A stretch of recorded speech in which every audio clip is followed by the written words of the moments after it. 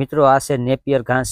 આ એક આપણે એવા મિત્રની વાડીએથી લઈ આવ્યા હતા કે એક જ સાઠો આપ્યો તો એમાંથી આપણે એટલું ટૂંકમાં વાવ્યું છે બરાબર। તો મિત્રો આવું નેપિયર ઘાસ લાલ કલરનું જો કોઈ પણને જોતું હોય તો આપણે 3 થી 4 મહિનામાં લગભગ મોટા દાંડર થઈ જશે, પછી મળી જશે। આપણે જે બુલેટ ઘાસ હોય એ લીલા કલરનું હોય અને આ ટૂંકમાં લાલ કલરનું છે બરાબર।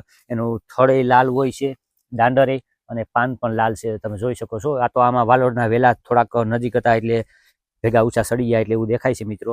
તો આ આવું ઘાસ આપણે ઢોરને, ગાયોને અને ભેંસોને ખવડાવવામાં પણ સારું ઉપયોગી થતું હોય મિત્રો બરાબર।